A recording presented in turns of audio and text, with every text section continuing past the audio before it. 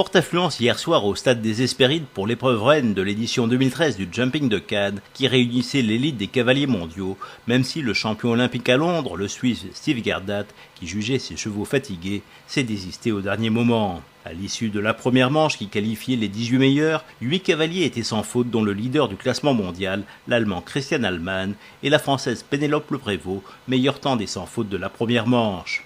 Petite déception en revanche pour le leader de l'équitation française Kevin Stott et pour le Suédois champion d'Europe Rolf-Göran Bengtsson, pénalisé pour un léger dépassement de temps, mais aussi pour le grand Ludger Beerbaum qui faisait une faute sur le triple précédant le dernier obstacle, et pour le couple star du Jumping de Cannes Edwin Alexander et Ito du Château, 3 fois vainqueur, qui lui aussi faisait une petite faute, dans un temps qui lui interdisait même de participer à la suite de l'épreuve. Une seconde manche dont le parcours allait s'avérer finalement moins sélectif que celui de la première, puisque 11 cavaliers en venaient à bout sans faire tomber d'obstacles. Parmi eux, 5 réussissaient un double sans faute et se qualifiaient pour un barrage au temps. Déception pour le camp français puisque Pénélope Le Prévost voyait ses espoirs s'envoler sur l'avant-dernier obstacle. Cruelle désillusion aussi pour Atina Onassis qui semblait se diriger vers le barrage avant de faire chuter la dernière barre. Première à s'élancer dans le barrage, Meredith Michels-Beerbaum donnait le ton en réussissant un nouveau sans faute avec un temps de 39 secondes. Marcus Henning était alors condamné à prendre tous les risques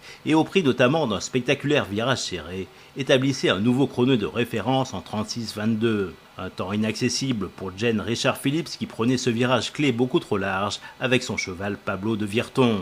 Le Britannique William Funnell, pourtant très rapide dans ce barrage qui se transformait en une spectaculaire course de vitesse, se cassait lui aussi les dents sur ce chrono en 37 secondes 33. Dernier cavalier à passer, le néerlandais Michael van der Vleuten, pourtant très à l'aise sur l'ensemble des épreuves cannoises, ne pouvait faire mieux que de prendre la 3e place en 37 secondes 47. La victoire finale revenait donc à Marcus Henning sur son cheval Plot Blue, qui faisait résonner l'hymne allemand dans le ciel des Hespérides, avant d'entamer un tour d'honneur devant une foule en liesse.